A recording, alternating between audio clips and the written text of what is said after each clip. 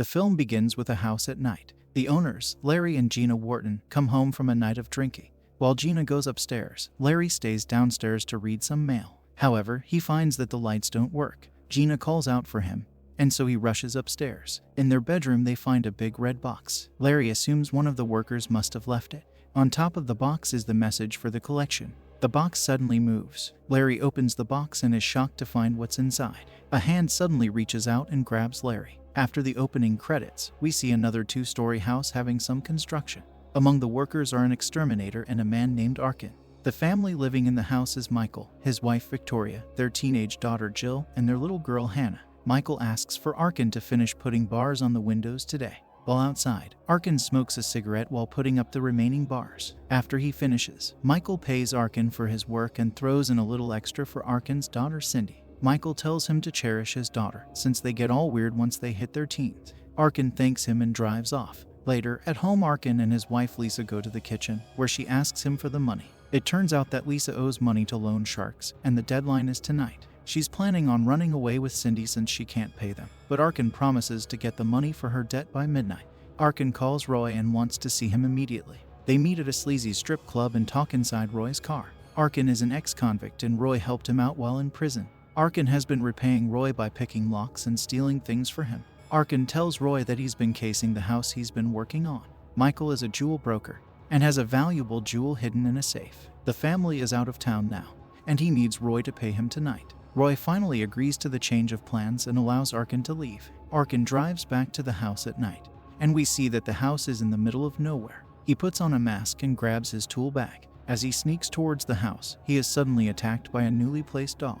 Arkin picks the lock to the back door of the house. He enters and everything seems fine. He goes upstairs to the master bathroom and lifts the mirror up, knowing that it covers the safe. He takes off his mask and starts to crack the safe when he hears someone downstairs. The collector, a killer who wears a black mask, locks the back door and starts to come upstairs. Arkin quickly puts the mirror back, grabs his bag, and hides in the other room while the collector is on the other side of the wall.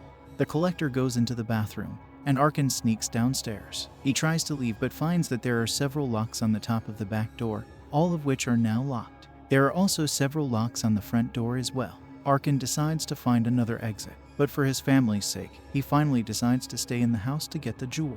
He goes back to the master bathroom and works on the safe again when he hears screaming through the vent. Michael emerges from the basement, beaten and bloody. Arkin hides his bag and goes to see what's going on. He sees that the collector grabbed Michael and took him to the basement.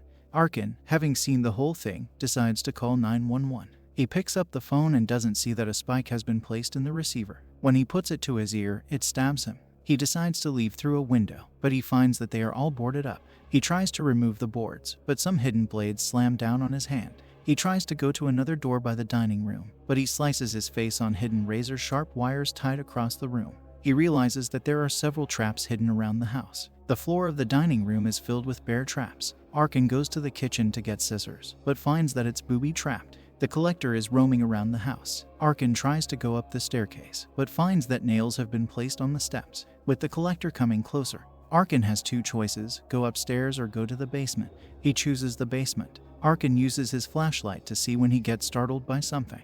He turns on the light and sees that Michael has been tied to a chair. He's bloodier than before, having been tortured with deep gashes all over his body and feet. Arkin asks where the rest of his family is. Victoria is in the basement as well. Jill is out with her boyfriend, and he doesn't know if Hannah is still in the house or not.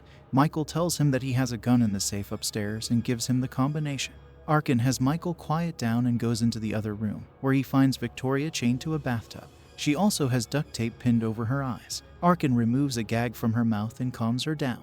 He says that he'll find Hannah and save them, but she has to help him. He wants her to scream, so that when the collector comes downstairs, he can sneak back upstairs. He tells her to stop screaming once the killer comes back down there so that he won't hurt her. Victoria screams, causing the collector to come downstairs. Arkin sneaks upstairs and goes to the master bathroom. He opens the safe and grabs the pistol inside. He also takes the jewel, which is the size of a fist. The only problem is that there are no bullets for the gun.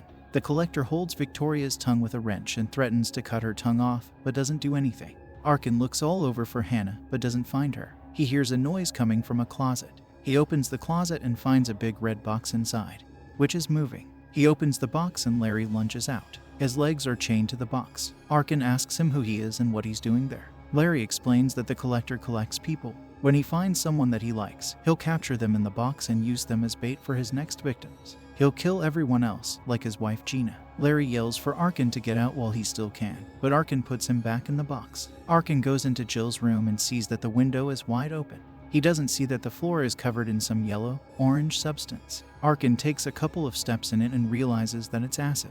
Arkin jumps on the bed and tries to retrieve his shoes, but they are stuck in the acid along with the cat. The cat tries to free itself but screeches in pain, causing the collector to hear the commotion upstairs. Arkin rips the cat free and throws it away, landing on the window. The reason why the window was open is because it's booby-trapped. As soon as the cat lands, the window slams shut and slices the cat into two, splattering blood all over Arkin's face. The collector goes upstairs and hears Larry in the box. He just kicks the box to get him to shut up. He then goes into Jill's room and finds that the cat is dead. Arkin hides under the covers of the bed, and he has placed books over his shoes to cover his presence. The collector leaves the room, and Arkin does as well. Arkin grabs a paper clip and sneaks into the basement again. Once there, he finds that Michael has been hung upside down and killed. He goes to the other room and frees Victoria from the bathtub. Yet, the collector finds her and repeatedly stabs her in the chest, causing her to fall down the stairs into the basement.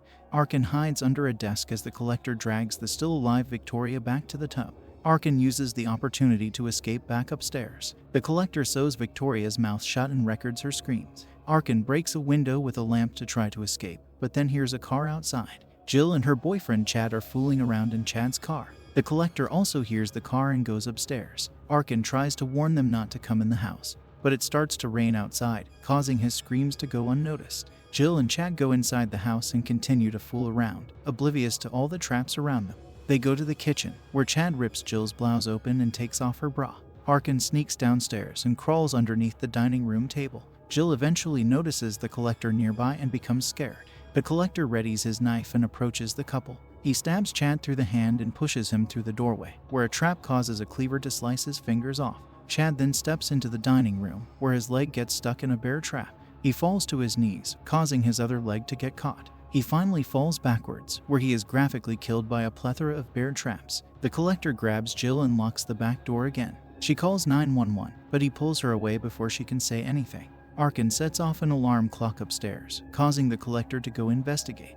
Arkin finds that Jill has been tied to the staircase with barbed wire. He frees her, but she freaks out and grabs the scissors from the kitchen. A trap throws her across the room and she is impaled by hidden spikes behind a projector screen. Arkin goes upstairs, removes the boards from a window, and punches the glass out. He jumps down to the ground and starts to run away when he looks back and sees Hannah screaming out for him in a window.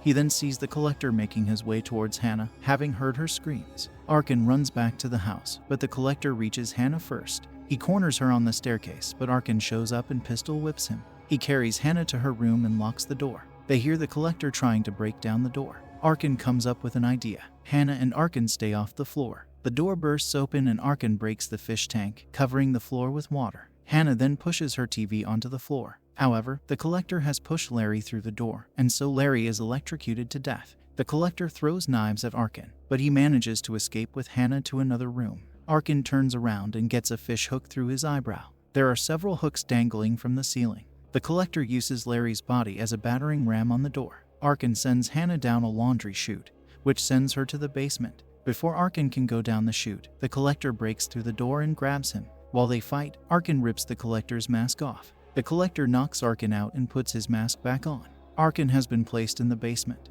His hands are handcuffed and there are several fish hooks impaling his back. The collector wakes Arkin up by slicing his forehead with a knife. Arkin sees Hannah hiding under the desk and pleads with the killer to let Hannah go. The collector notices that Arkin keeps looking towards the desk and approaches it. Arkin insults the collector, calling him a faggot. Angrily, the collector slices Arkin's chest. He also knocks out one of Arkin's teeth. Another car arrives at the house. It's a cop responding to Jill's 911 call. The collector leaves the basement. The cop looks into a window of the house and sees Chad's mangled corpse. He goes around back and finds the collector standing outside. While the cop tries to arrest him, the dog lunges at him and rips his throat open. The collector then breaks the cop's neck, killing him. Arkin painfully tears himself free of the hooks and gets Hannah. They find that Victoria is dead in the bathtub.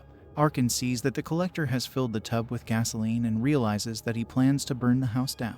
The collector grabs the cop's shotgun and enters the house with his dog.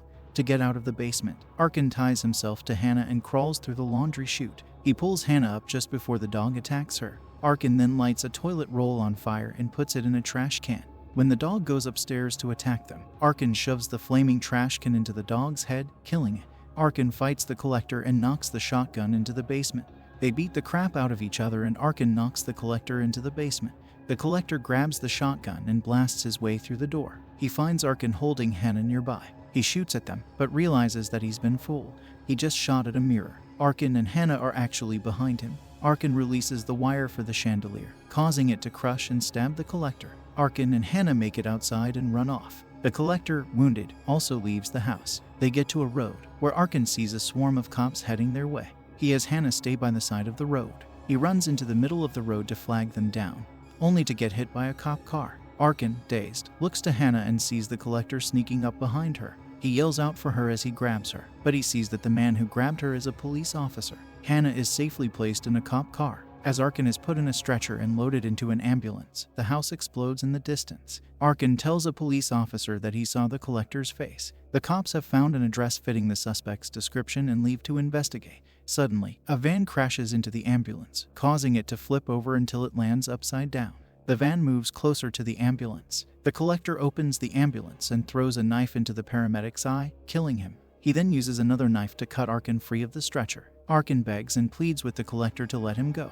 After bringing Arkin to the back of his van and having thrown him inside the red box, it is revealed that the collector is the exterminator who Arkin had worked with at the beginning of the film.